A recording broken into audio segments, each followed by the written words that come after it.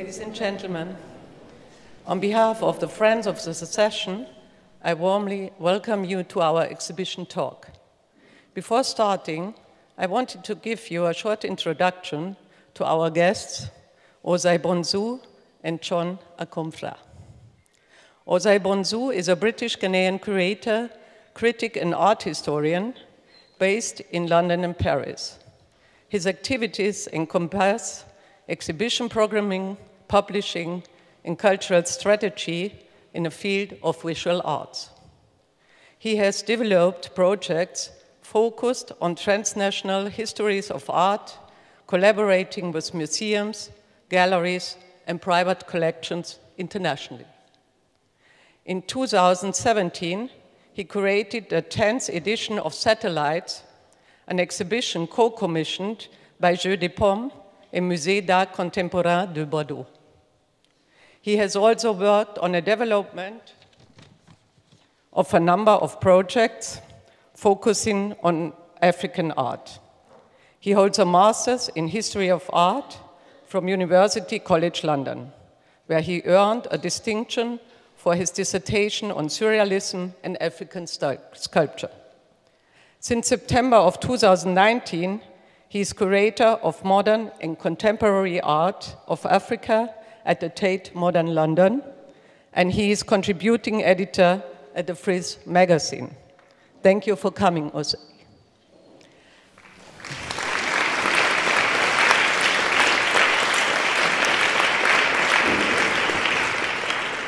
John Akomfrah is a hugely respected artist, filmmaker, and lecturer whose works are characterized by their investigations into memory, post-colonialism, temporality, and aesthetics, and explore the experiences of migrant diasporas globally. Winning the Arts Mundi Prize in 2017, having been chosen for the award for his substantial body of outstanding work dealing with issues of migration, racism, and religious persecution, including his work, Auto da Fé. He said about his winning two-screen video installation, which explores the theme of mass migration over a 400-year period. I wanted to focus on the fact that many people have to leave because something terrible is happening. It's not just about leaving for a better life. Many people feel they have to leave to have a life at all. His new film installations address also climate change and relationship between humanity's destruction of the natural world and our destruction of ourselves. Akomfrah's multi-layered visual style has become a recognizable motif of his practice.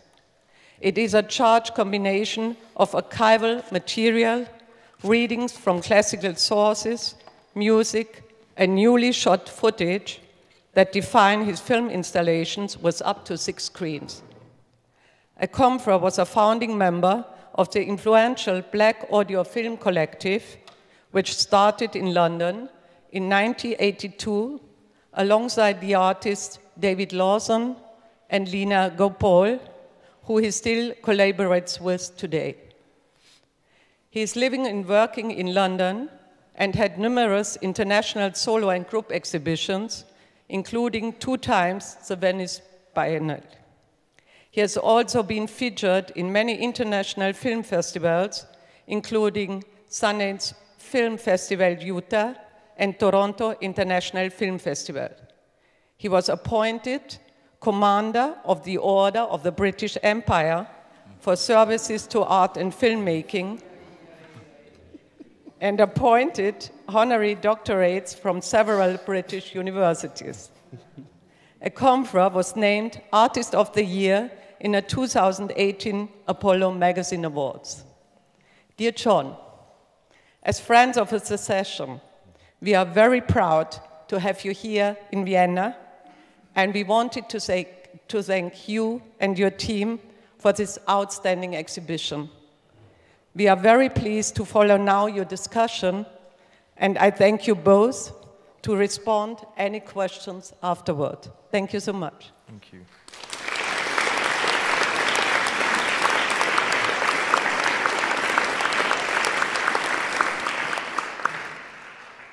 So I hope you can all hear me. I think this is mic'd up. Just let me know if it's, yeah, brilliant. So there are so many places to start with John. As you've just heard, the list of accolades goes on. And he's someone that is boundlessly impressive, not only for his contributions to the field of visual art and cinema, but more specifically as a person that inspires such pride in others. It's quite rare that you can mention the name of an artist and someone will immediately beam with a smile, or kind of bring forth their most memorable recollection of their first encounter with that person. And it's funny, every time I've met John at various intervals in my career, I remember distinctly what I was doing that day, where I was going, what John might have said that was somehow profound, but might have just been a sort of passing comment or statement. And I've carried a lot of that with me. So I guess first I want to thank John for all of the good that he's done. It's to put you on the spot. And I guess I wanted to start with that idea of chance. You know, yesterday I was flying here. I was excited to come back to Vienna. Last time I was here, I think it was 2015, no, maybe later, 2016. And here at the Secession, I was trying to figure out what show was on at the time and what I remembered about my experience of Vienna. And while I was thinking about these memories, I was at an airport waiting to check in, and I have a slightly damaged passport that I've been carrying around with me for about, 3 years now, and I know that I probably should change it, but I've kept it because I thought the hassle of changing it just seems unthinkable, so I stuck with this damaged passport, and I've never had an issue, but I got to the front of the boarding queue, and the lady says, sorry, I can't let you on this flight, your passport is damaged, beyond recognition. I disagreed, but somehow she said it wasn't possible. I said, well, I've flown all over the world with this passport, surely it's fine. And it was this moment where I got, I think, just a sense of what it would mean to meet a border in a very, very violent and immediate sense. I travel with a British passport, so I never come up against these issues. And I feel incredibly lucky and I'm incredibly privileged just by way of where I was born to have that right to be able to move throughout the world without fear or trepidation that somehow I'll meet these invisible borders. And I was thinking about the fact on my way home, because I had to go book a flight, return the next day. That's why I missed the opening and didn't get to meet some of you at that point. Wow. Yeah, sorry about that, but I would have loved to have been here for that. But and the Vienna. Sorry, I just want to start by thanking everyone at the institution that's been so warm and welcoming and generous in supporting, even in moments of crisis. Somehow managed to hold my hand through it, and I think that's why I decided, it was important to return today and have the conversation. And I managed to get through okay. But I think I just wanted to raise that issue because I guess one of the really immediate things about John's work that struck me upon my first encounter is how visible he makes those contact zones, those borderlands, zones of, let's say, contested terrain that we seldom see. Sometimes they're transhistorical, sometimes they're transnational, but it's not until, I think, artists, thinkers, writers, poets manage to kind of visualize those cultural worlds that we become acutely aware of the difference, the sort of,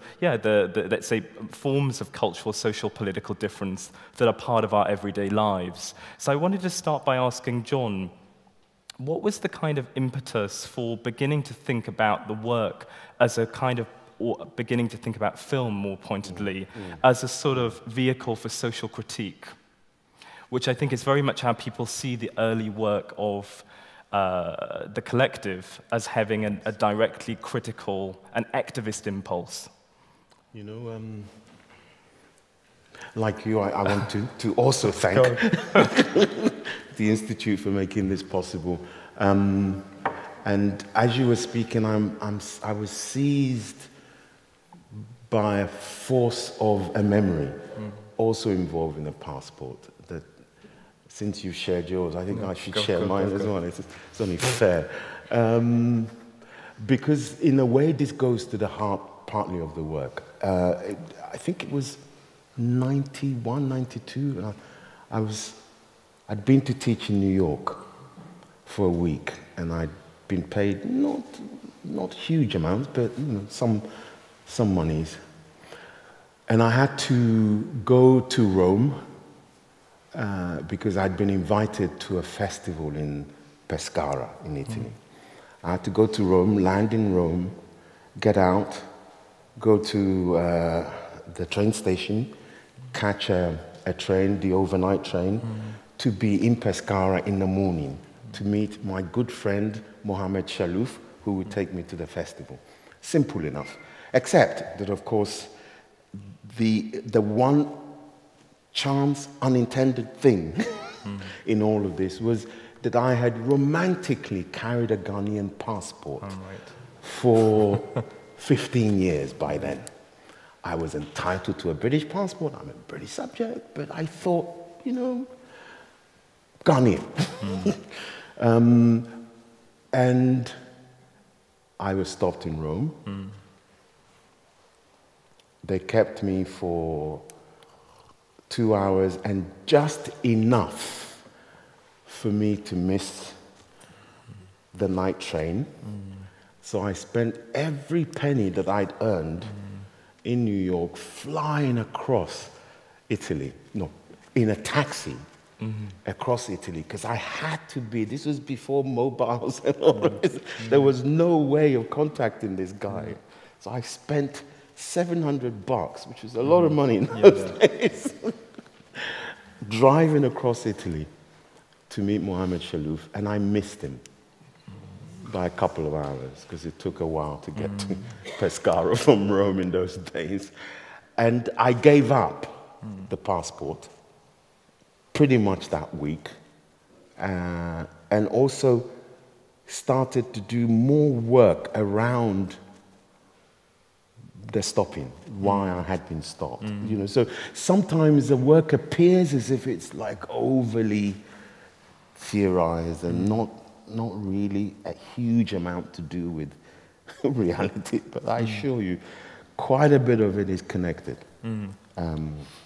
to lived experiences. And I suspect that if I was to do an inventory of the how that you're asking, it would be of moments like that, not always necessarily moments in that space of the disaster or the emergency, but they would all have that quality. There would be, there would be at the intersection of something personal and something private. So, for instance, I remember the day or the moment when the question of representation became important to me. I was standing, it was 1981, and I had a camera, and I was outside a station in South London, Brixton. It was the day of the riots, the race riots in Brixton in 1981. I'm trying very hard as a, I can't remember how old I was now, 19 or something, to take some photographs. And there was a group of policemen standing on the other side of the station, banging on their helmets, shouting, "Kill, kill, kill." They were all young, they were all scared, they were all very young. And so they were trying to find someone to give them courage, because on the other side of the road was a kind of horde, a mass of young black kids who were like ready to do some serious shit, so they were scared. Anyway, the newspapers appeared the next day, and to my great surprise, the kill, kill, kill survived. It was the front cover of the Daily Mail, but it had somehow morphed from being an utterance by the police officers to one uttered by the young black kids. Because, of course, it was inconceivable that this pillar, these pillars, upstanding figures of British civility, would utter such words. And I became, in that moment, aware of the difference between representation and reality, And also, interestingly, about how narratives migrate and why they need interrogating and why they need rerouting and recirculating on the planet, really, I suppose. I think that's a really important point that you've articulated there, because what it reveals to me is not only the moment that you become aware of representation, but also the power of documentary.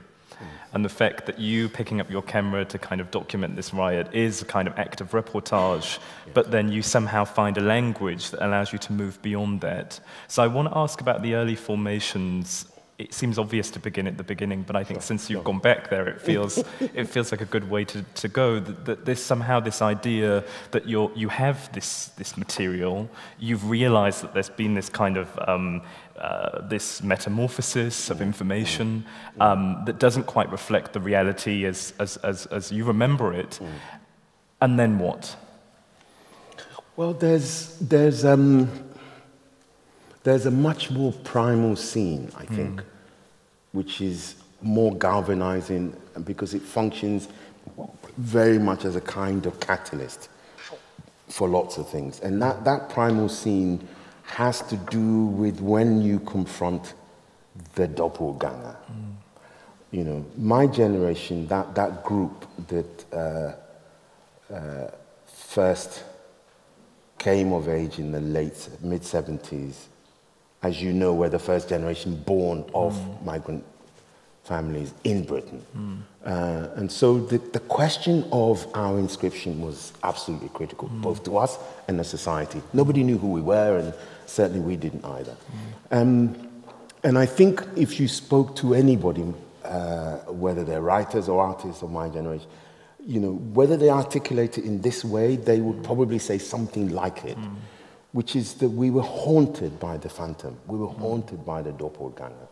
Because you were aware that there was this thing called the Black. And it roamed the streets of Europe, but mainly London and its British cities, doing all kinds of really bad shit. Mugging old ladies and fighting policemen, and you know, and you just know that's not you. Well, rather you pray that's not you. Because you could feel the presence of this thing. And there's always a primal moment, that Fanonian moment, that mirror, the Canaanian moment, when you realize that actually you are this thing. You are this thing that they're talking about.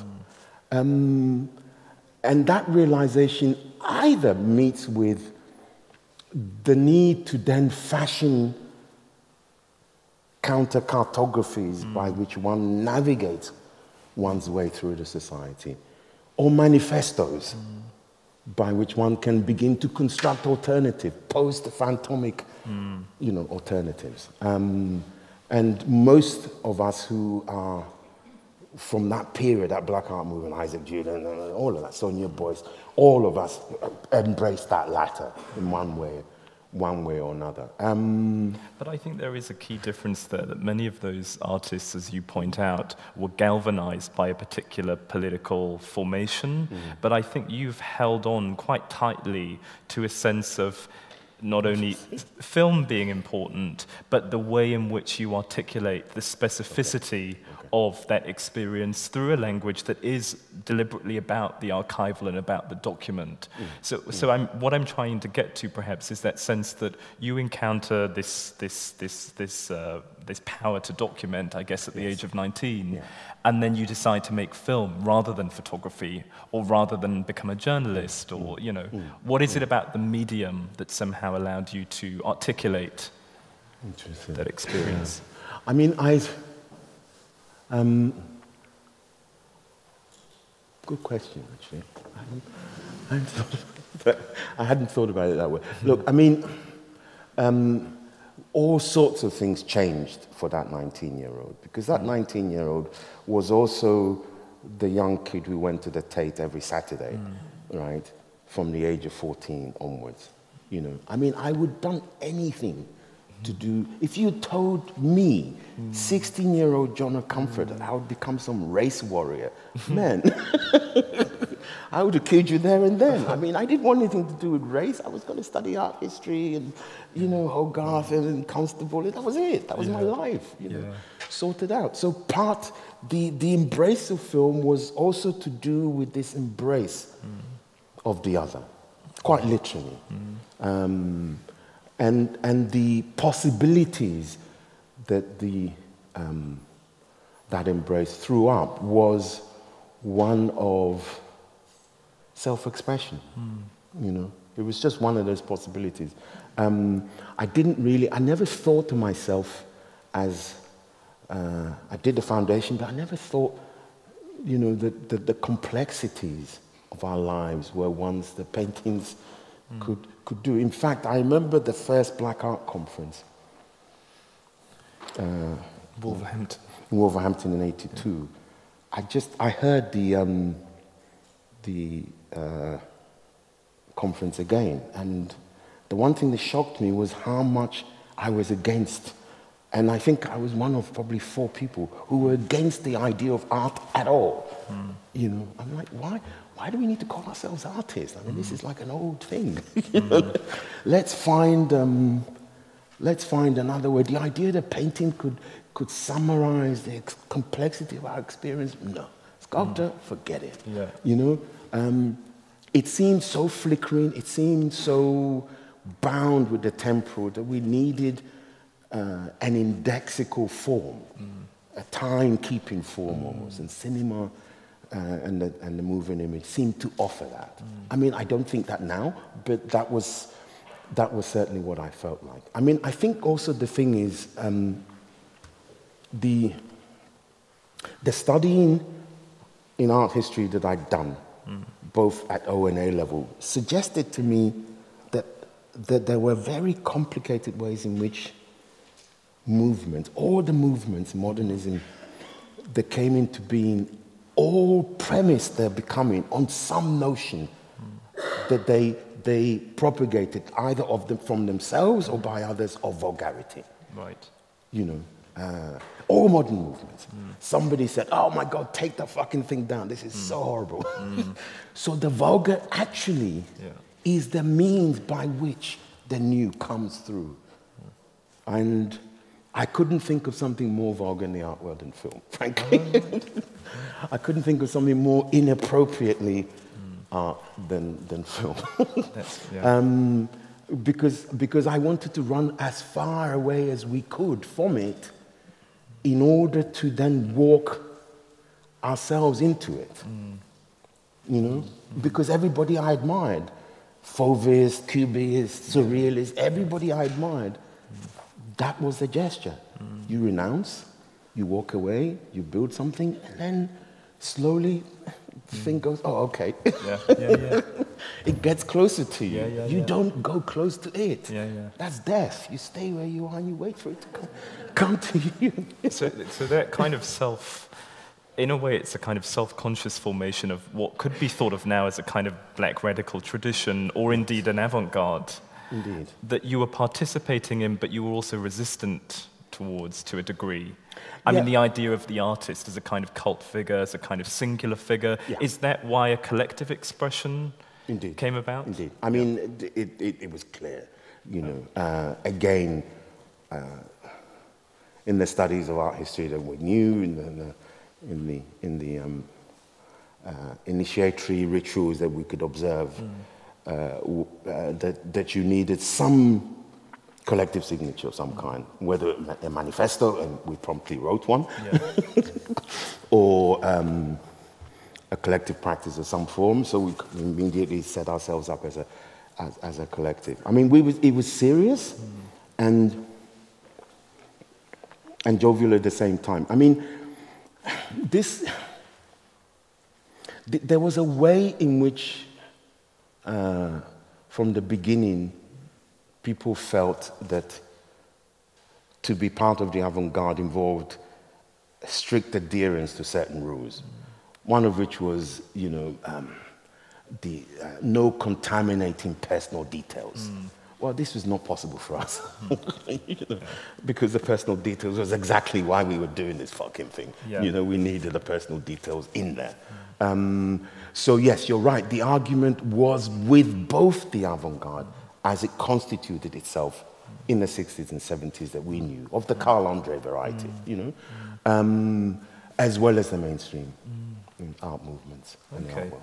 Well, I think that's really, I mean, we could get back to those sorts of moments, because I think some of the work that isn't in this exhibition, for those of you that are new to John's practice, are equally important for all sorts of reasons, and I think they're specific insights into aspects of his work that I think, you know, you should definitely look into.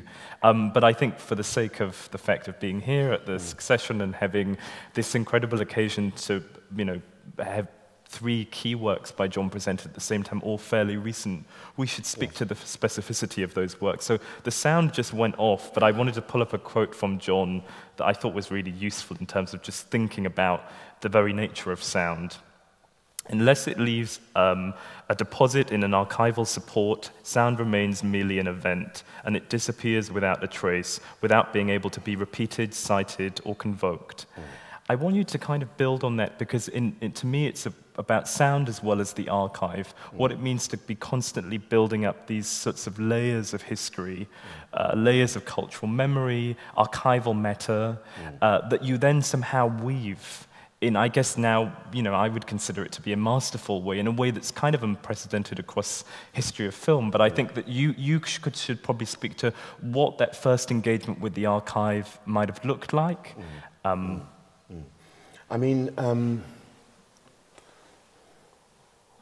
there are reasons, it seems to me, why the archival as trace, as repository, as inventory remains central to diasporic formations.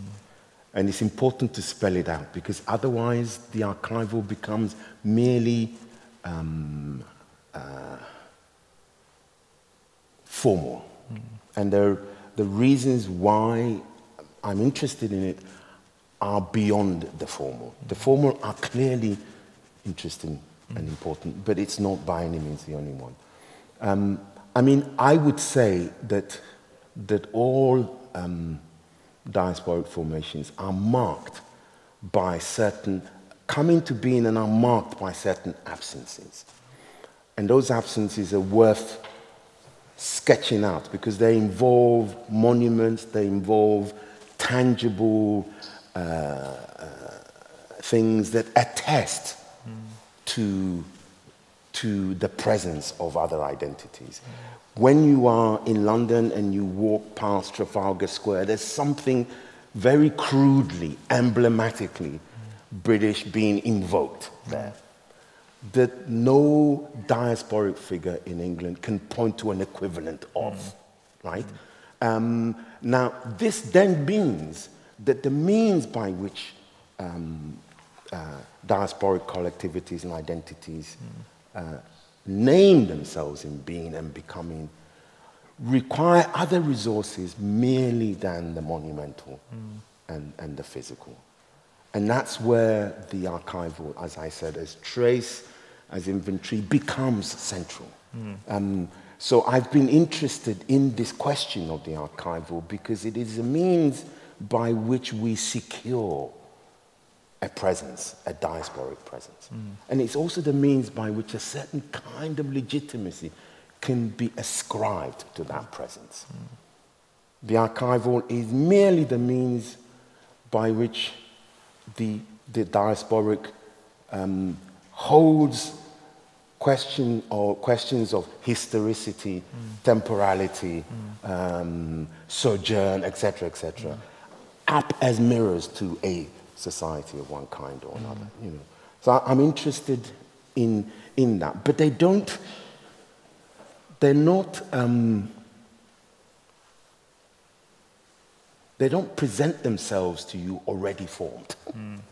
You know, you can't dig into some library and find already fully formed the archive of Jewish life in England from 1600 to 1950. It just doesn't exist.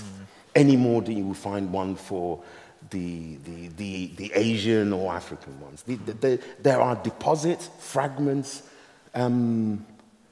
and there's always a need for a willful agency that forces some sort of narrative out of the jumble. And that's what I think we've been doing. It's certainly what the attempt has been about, you know. Of course, as the more you do it, the more you realize that this is more than just about fragments from the past. Now, everything's caught up in it. You know, everything I do is now caught up in the archival, because, of course, I've been working in this space for so long that I have all these voices. I have all these friends, all sitting all around. There's a whole room full of them, you know. Yeah.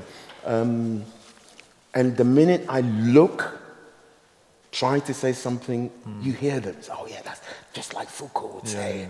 Or, yeah, Eisenstein, he shot like that. No, don't do that, man. Do that Godard one over there. You know. No. Usman Semben. That, you know, you can. So the archival becomes a kind of immanence with which one coexists and exists with our present now. Okay, so those are kind of your muses then, to kind of begin there. I mean, I want to get to the idea that, you know, within that question of the archive, there are these voices, these reverberations, as you put, these ghosts. And I'd like to ask you, because you talk about your background, your interest in art history, literature, classics, and how those things reverberate, not only in the use of you know, Greek mythology as a kind of signifier, but in the kind of interwovenness of language in the works. Right. Often the works have chapters. If many of you will go into the works, it's quite rare that you get to see a work in a gallery space that quite clearly signals its kind of, you know, that kind of sense of temporality, where you can remain with the work for a particular amount of time and feel as if you're moving with it. It's not its own. It kind of invites you in entirely, as a book would. So I want to ask you about that process of piecing together narratives based on a kind of fragmentary idea of history. And how you go about it. Is it kind of a sort of, you know, a smorgasbord of options? Is it, as you said, a sort of a whispering of voices that come from other sources? How would you kind of characterize that moment of influence? I mean, always the question of the visit is necessary, you know. I find myself saying this a lot more than I feel comfortable with these days, but it's true that the choreographer option, or the choreographer model rather, feels more and more an apt one for the practice. So in Vertigo C, trying to persuade Virginia Woolf that there were bits in her lighthouse that could talk to the vulgarian Heathcote Williams in World Nation, who could then talk to Nietzsche's Zarathustra. I mean, this is a difficult task in itself, because each object, each sort of library of knowledge has its ontology, and part of that ontology is a narcissism. The narcissism says, I am unique. Don't fucking put me with that guy. I mean, he doesn't even speak English, you know? And persuading things to be friends is part of the job, which is why the choreographer is such an apt kind of metaphor. Do you think also that practice has something to do, though, with a certain sort of British consciousness, that you're somehow trying to meld together worlds of culture, art, literature that wouldn't necessarily be seen as existing within the same bracket? I mean, people refer to Channel 4 in the 1980s and a kind of gilded age in a way of kind of documentary film that you could perhaps refer to, I mean, in terms of models for thinking around ways in which worlds coexist or coincide. I like, you know what I like? The mischief-making bit of me likes the sort of the inappropriate questions, you know.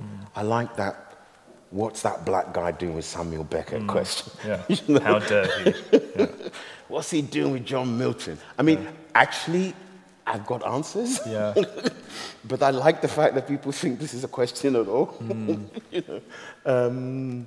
And, you know, because it means that they're actually not thinking a huge amount, you know. The idea that Samuel Beckett, a post-colonial figure, I might add, might write a language of subjectivity in which the question of becoming is a permanent question, is not coincidence. It's not coincidence that he is a post-colonial figure. I know modernism doesn't really talk about his Irishness at all because it's not seen to be important. But actually, it's central, you know. I love the fact that John Milton is endlessly spoken about in English literature as Shakespeare's sort of bad alter ego, when actually the two great works on Paradise, Lost and Found, are the two great books of becoming in the language, bar none. And so if you're a young person of color interested in questions of becoming, gravitating towards John Milton isn't a huge stretch, if you have any brains, of course. So there are reasons why those figures are interesting. There are reasons why Virginia Woolf's almost detailed renditions of light, as it behaves across a day, might be interesting for an artist, but certainly interesting for people, persons of color. You know? All of those things are, if you really think about it, there. I'm talking about the affinities there. But they function as provocations now. And the fact that they're still provocations is precisely why I do it.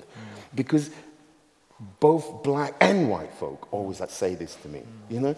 Why do you always use all these classics? I mean, like, you know, somebody says, why don't you use, you know, Edward Brathwaite? It so happens that Edward Brathwaite was a very good friend. God rest his soul. He just died.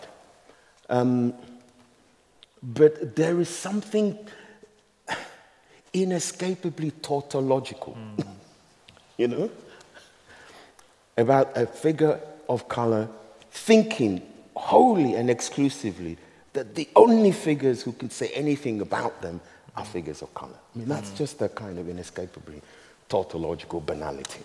And it doesn't stop people from repeating it.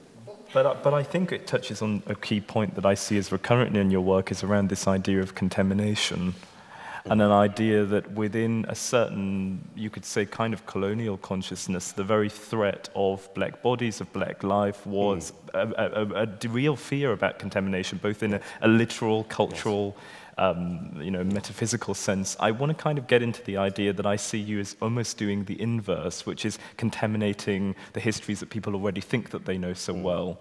And somehow there is something to be said for the language of film and how it allows you to move between spaces of, you know, time and history that's quite unique in that sense. And I wonder whether that kind of disruptive force of contamination is not at the heart of several of these more recent works. I'm thinking specifically about Vertigo C.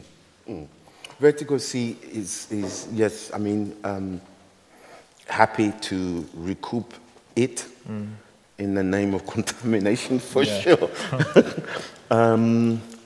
In one specific sense, which is, I mean, it seems to me there's something wholly appropriate and necessary in the world in which we live now, to say to people,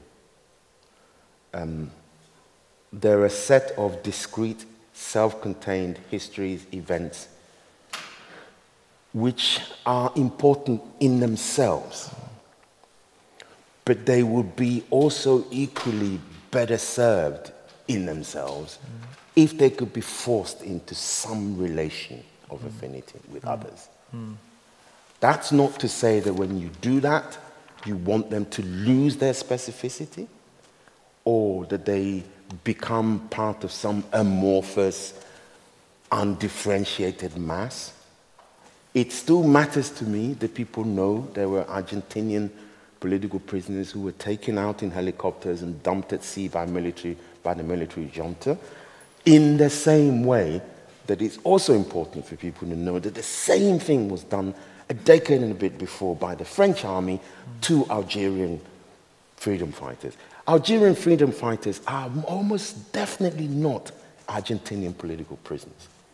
But if they share something, then finding means, formal means, by which this shared affinity can be momentarily held up to the light is both an aesthetic and ethical thing of importance to do.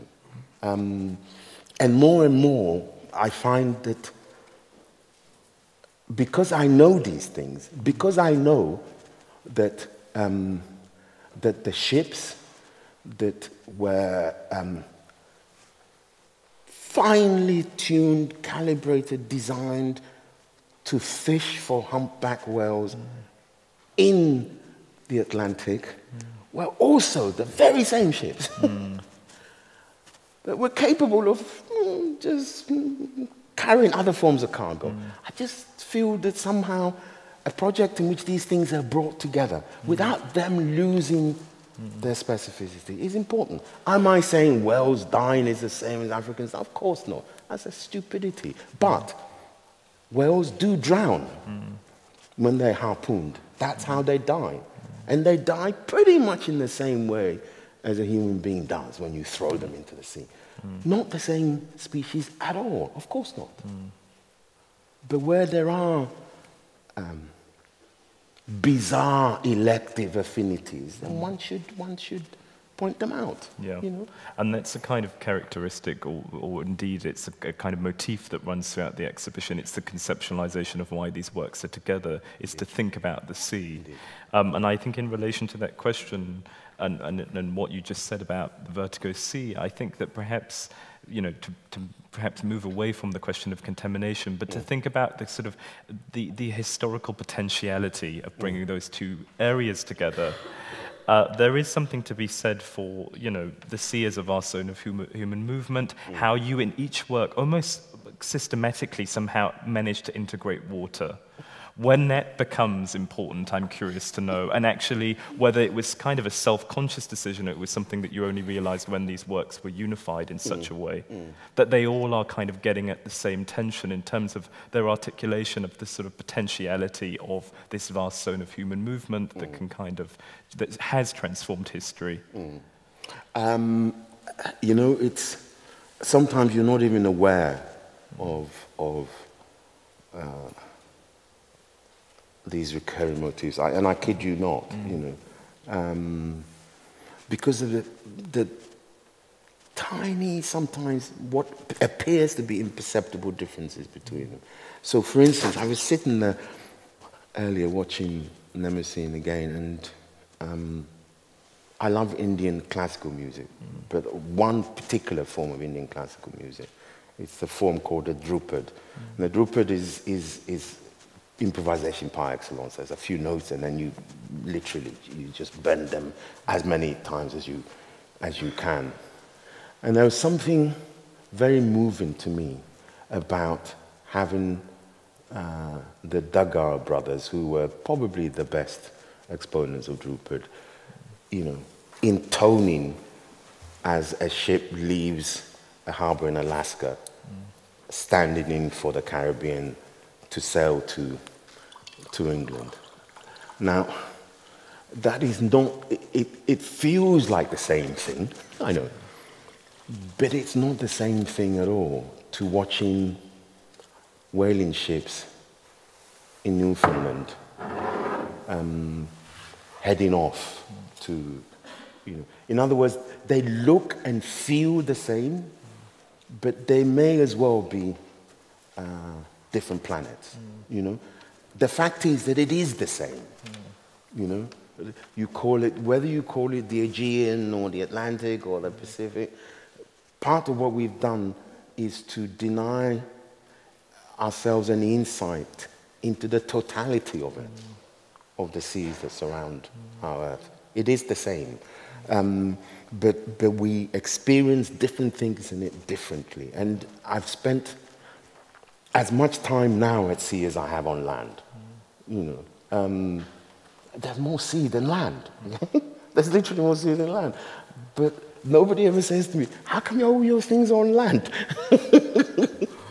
There's literally more sea than land. Yeah, you know? But I think perhaps that's why they ask, is because it's quite unique in the way that you look at the sea. I mean, in the question, in the example of Vertigo Sea, it's viewed from the perspective of the sublime. So you take this very kind of classical trope. There are fragments of David Attenborough's documentaries in there that somehow brings a sort of vivid colour to this kind of post-colonial imaginary that's usually viewed from a very stark archival perspective. So you bring in images of violence, you bring in images of those who suffered, horrific fates at sea, but at the same time there is almost a kind of explicit joy in the celebration of the natural world, which we know is under threat. So those two competing tensions seem to me to be really important. No, you're right. That somehow the work never loses that sense of potential in a kind of joy of looking, or of a kind of visual pleasure? I mean, I never lost that. I never lost that 14-year-old, who discovered in the works of Turner, the paintings of Turner, the late paintings in particular, the cinematic eye. I mean, they're extraordinary. When you're 14 and you're really keen to understand the difference between a Constable or a Turner, you just stand in front of one of the seascapes and you get it immediately. Because with Turner, you're in there. I mean, one of the ones that I'm really fascinated by, or try it, any of you, just go home and get a Turner painting at sea, and late ones, the dramatic ones, and try and see where you are. It's quite remarkable. He's always placed you in there. You're either caught on one of the waves watching the deluge, right? Or you're at sea level and you can see that it is impossible to be in a place of safety because you can see the ship. The ship that's breaking up is over there. So you're one of the drowning ones. It's like a remarkable project, really. I never forgot that. Yeah.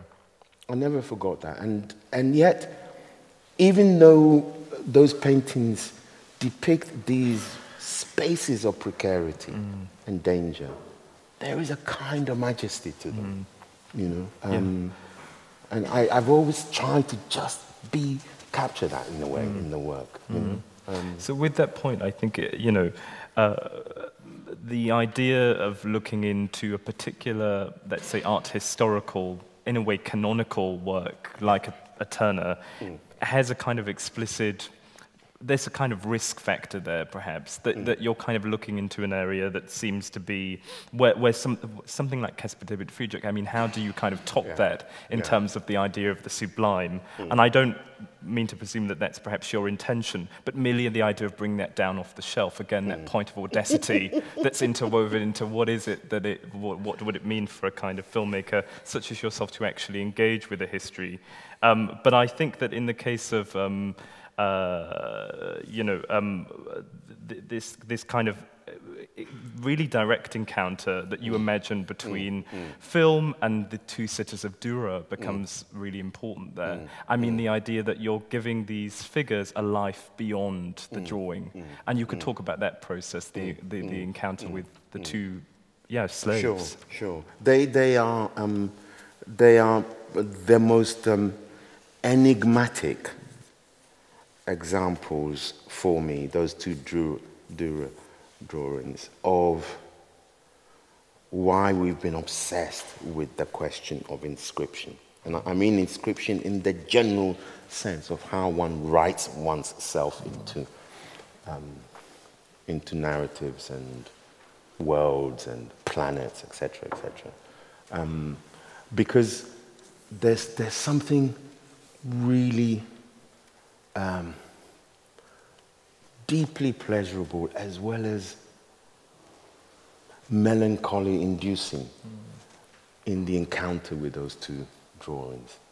And that's never left me, because I first saw them, like most members of the collective I belong to, when we bought that huge volume called The History of the Black in Western Painting.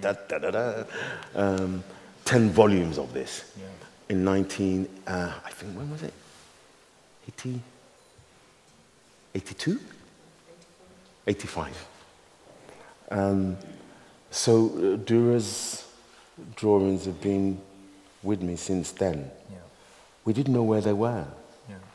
And I mean, you're both glad to, you think, oh wow, you know, you look at this young woman, you could tell, even then I could tell that she'd been through something bad.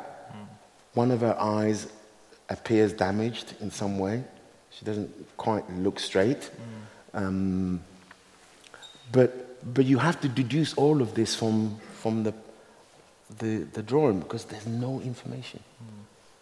It's like, so they're emblematic diasporic figures. Yeah. Nothing exists about them. They're just gone, lost irretrievably to the winds of history.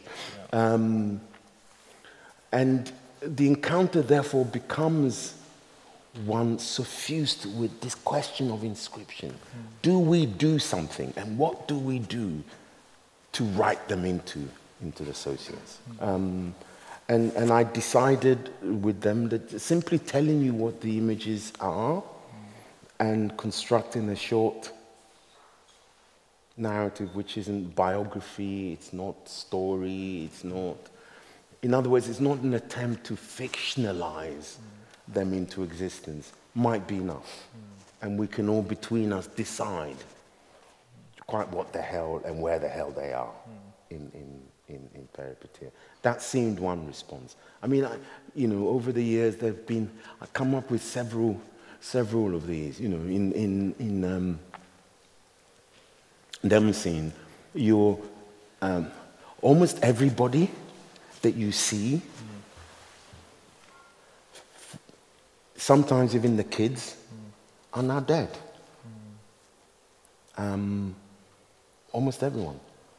Because the most recent images are from 64.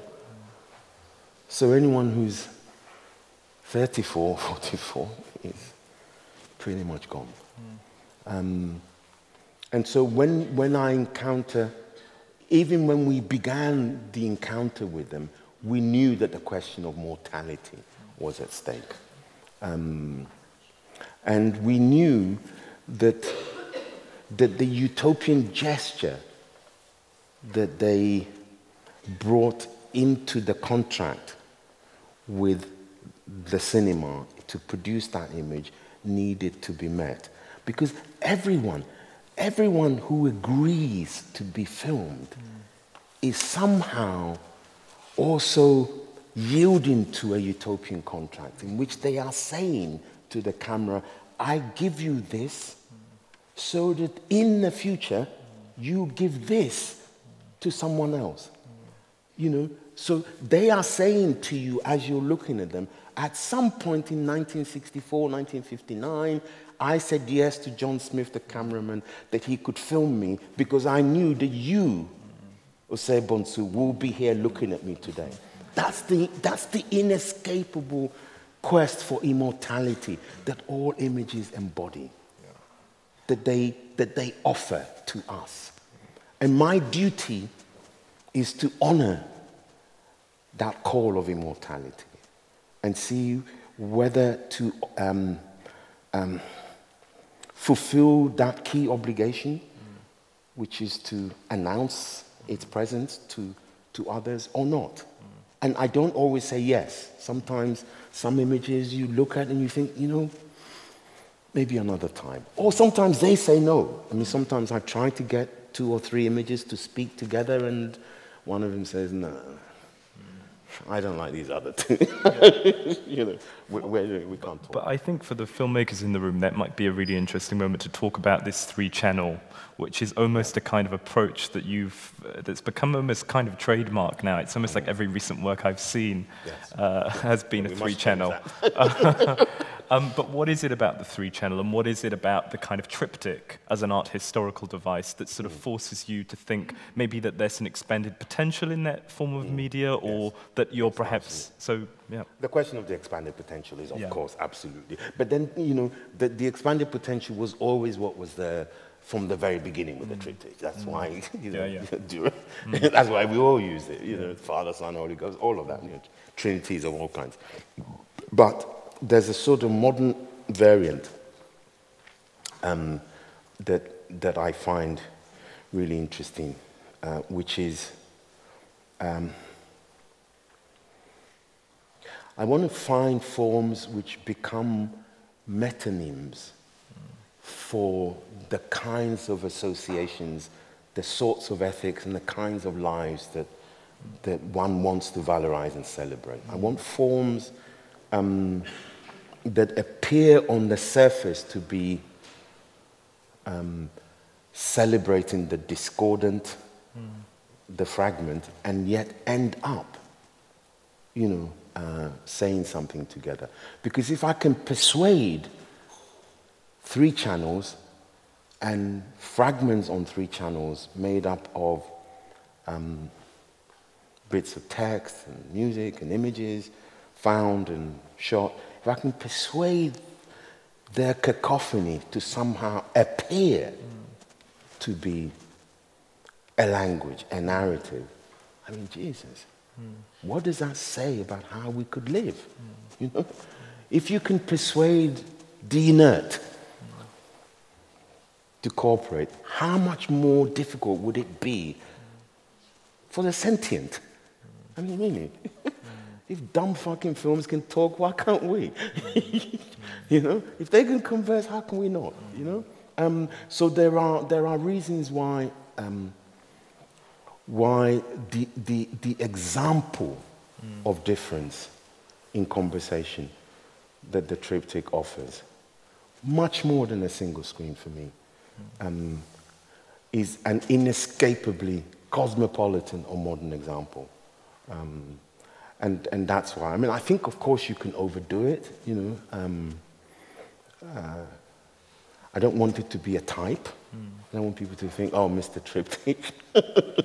I've done it because each moment I learn something else about what makes it a post-cinematic form and how different it is from the triptychs of Abel Gans and, you know, the experimental cinemas of the 60s and 70s. So I'm kind of reflecting on on its alterity, if you like, vis-a-vis other triptychs all the time. And I think when it feels like it's coming to its own, I will stop using it as a form.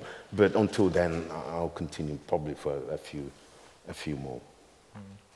Well, I want to draw something that you've spoken about in the past that's very important. I think this could be an interesting way to end, given the current political situation. But you said that the West is inherently unstable, and so are its pure opposites.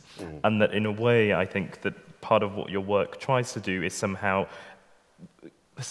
mine how the pure, or the question of purity, is historically constituted. And I thought it might be interesting to ask you about this moment where I think we're all faced with these very dualistic ideas of what, whether it's on a kind of political level, whether it's on a level of our sociality, but how reality is constituted. There's an either or, and maybe that's where the triptych kind of breaks that formation open. I'm curious to know what you think of the potential of these films as a kind of liberatory tool, the political potential you see for cinema now and in the future, weighted against how far the practice has come. Because I think, as you spoke, you continue to expand this language, but I think for very specific reasons. Vertigo C is a work that wrestles very deftly with questions of climate change. And it's both topical, yet there's a kind of timeless sort of trans-historical nature to it, because you're interweaving somehow all of these different temporalities, but what you think the potential is of this film going forward from a kind of political and also from a liberatory perspective. Look, the liberatory, the emancipatory, all of these as necessary... Utopian. Yeah, I mean, utopian. As necessary as they are, feel kind of quaint in the moment that me and you are caught up with in England at the moment, you know? Because I'm in a room with all kinds of elephants, in there, most of whom are not being announced at all. And everybody says, you know, most people are saying to me, oh, we're in this room and we're going to take back our sovereignty, and, you know, and you know what's going on. And you can't work out whether people are kind of lying to themselves or think they're lying to you, you know. Because it's clear, as I've said too many times today already, it's very clear in this room that you are one of the reasons why this thing is happening. Because, frankly, people would be very happy to have tons of Kenyan beans, French wine, Belgian beers, you know. I mean, just about any fucking thing they can get their hands on. All they don't want is you. They just don't want foreign bodies, you know? No one says this. Everyone goes, oh, it's about sovereignty, taking back control, blah, blah, blah, you know, yada, yada, yada. But we want a trade deal. They don't want a human deal.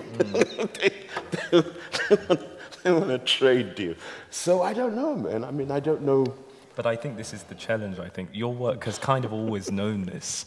I mean, almost every work that you've produced, from Handsworth's songs to what you're currently working on, I always want to pry open John's laptop and see what he's working on. But this question that your work's kind of been a marker for, I guess, a higher political consciousness, at least in terms of visual arts and culture is concerned. But what for you is a frontier in terms of the potential for the work? I saw Vertigo Sea in Venice, and I remember a lot of people saw it as a kind of a really important example of an artist engaging with a political moment, but in ways that weren't necessarily about essentializing his or her politics or trying to make it seem as if the archival was the only way to sort of posit a kind of disruptive impact on the history of, you know, no, I mean, a medium. The emancipatory or political projects are multiple with all of those, all of them. I mean, for instance, Vertigo Sea is a sort of argument with my generation and our obsession with the historical image, you know. And I say to younger filmmakers all the time, you know, if you want to make something like Chris Marker, you've already lost. Yeah. Stop making films like Chris Marker, okay? You've already lost. We've lost. If every film installative project which wants to say something about time uses the newsreel, we're finished. You know, because for God's sake, there are all kinds of repositories of the image on the planet. Here's a zoologic, why not use that? There are all kinds of other options. Can we stop relying on the newsreel where the gun is paramount and a guy marches into the Moncada barracks and escorts, you know, Allende out? I mean, these are not interesting anymore. We've seen them ad nauseum, ad infinitum. Move away. Do something else, okay? Stop obsessing with something that, you know, Lev Kuleshov was obsessing about a century ago. You know? Find new means by which we can inscribe their political, their radical into our practice. Not always, you know. Somebody said to me, oh, you know, and you're not worried it's a, you know, that you look a bit National Geographic? I'm like, hell no. I want to look like National Geographic. I just don't want to look like a newsreel. I mean, that's my main thing. You know, if I can get rid of the newsreel, I will. Yeah. You know, we just need to stop ourselves. So there are all kinds of emancipatory projects and arguments inside each one of the projects that you see, with itself, with its past, with what it considers its adversaries in the field that it's working in. And those continue. I guess what I'm saying is that there are moments when you just feel like, okay, yeah, this is all really important, but ultimately, John Akomfrah, you know, your CBE and all this shit, and you haven't managed to persuade anybody that having foreign bodies amongst them is a good thing. I mean, you can't not take that as a personal slight, because it is. That's what it is. You know, 17 million people voted because they were still not quite convinced that living with you was still a good idea. And it's saddening, I have to say. It's saddening. What I don't want them to do is to keep telling me that's not what they did. That makes me mad. Then I stop being sad and mad, you know? Don't keep telling me it's not about that, because that's what it is about. You don't seem to have a problem with anything else except that, you know? I think at that point it would be a good moment to take some questions from the floor. Yeah, it's a mic.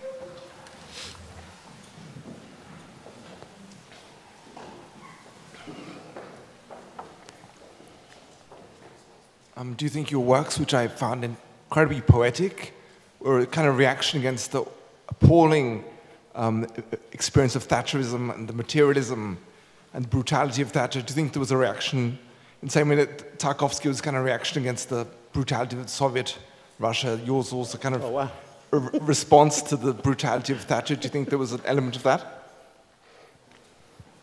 I mean, I would love to think that, but I don't think we sufficiently understood how much of a harbinger of something she was. I don't think we really got it, you know, until later. You thought, oh yeah, you know.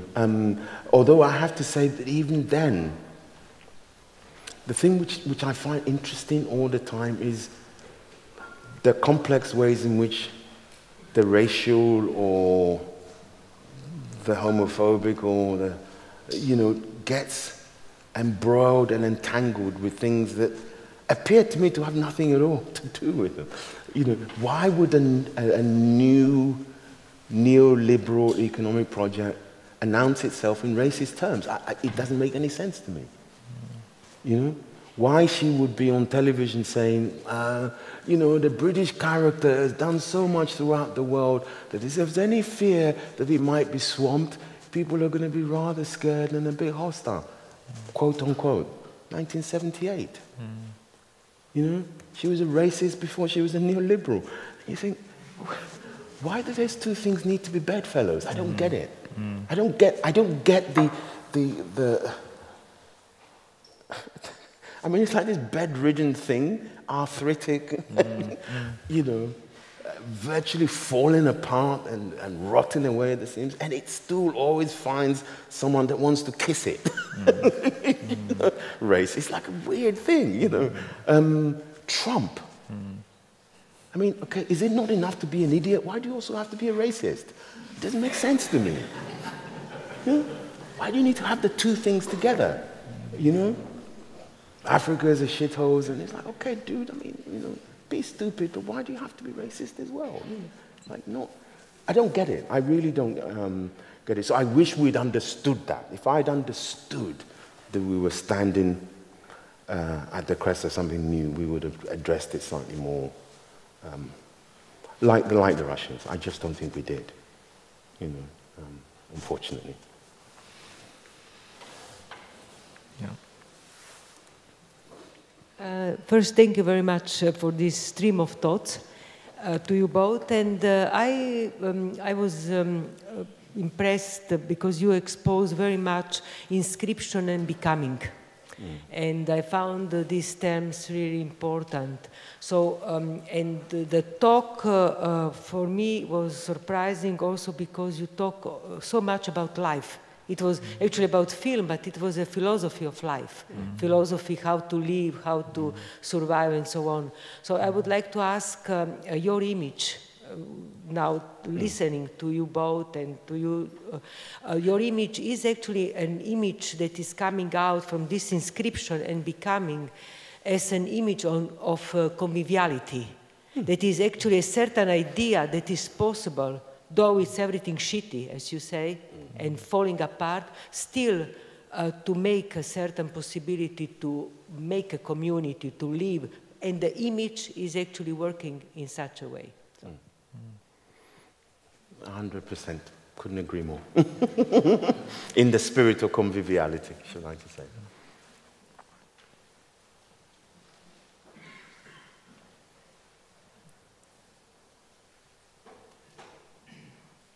Great. There's one more question I want to ask John, just to, oh, there we go. Oh, it's being, yeah, go ahead. Sorry, thanks for the interesting topics. I have just a practical question about the movie from the Arctic, where you, the Arctic ice is melting. Is this from the archive, or is this what you filmed? Or maybe you can tell something about this experience. No, yeah, I mean, almost all the Arctic images are from the archive, and a very great archive, actually, the BBC's Natural History Unit archive. It's a remarkable resource, and I just wish more people would find other ways of engaging with that, because it has much to offer. There's also both the Arctic and the Antarctic involves really being embedded with serious units, governments, and big NGOs to get to. It's not a individual artists like myself just can't. You know, you need serious resources to make it work, and I didn't have it for a piece for Venice, I'm afraid.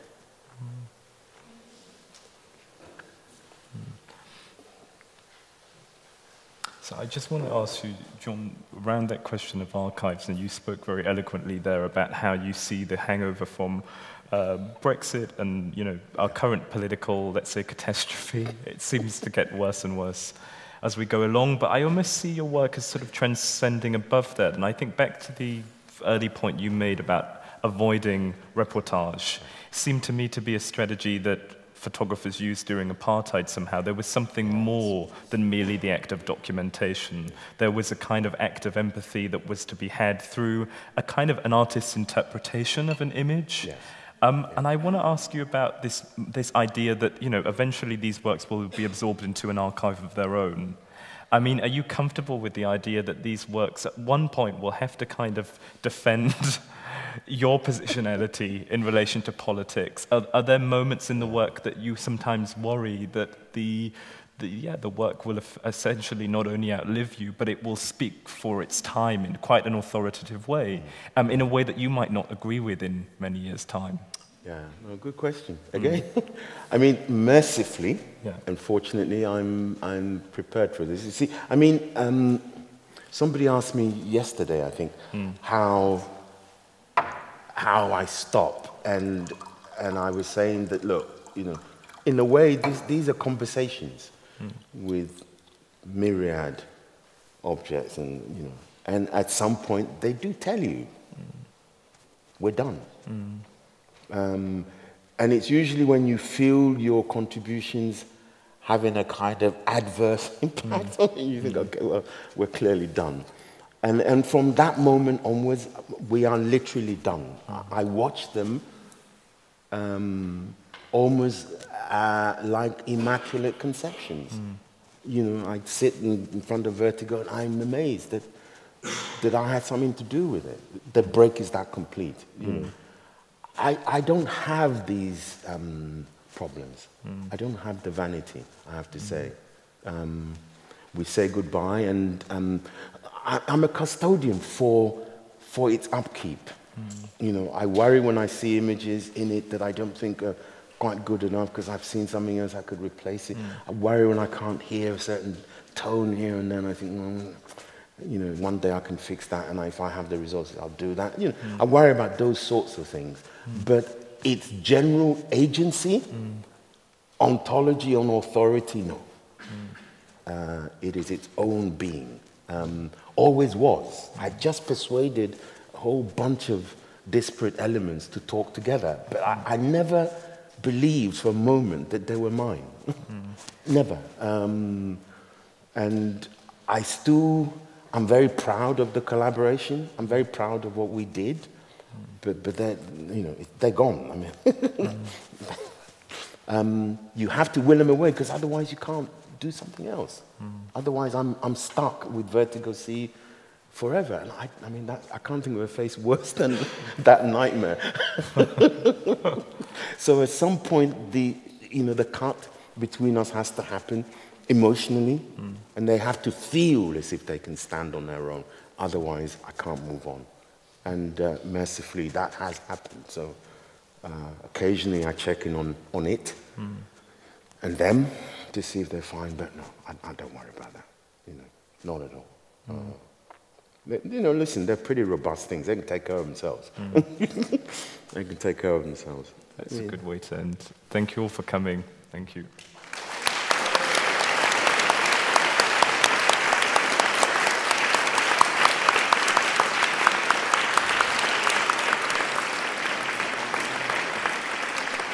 I hope that was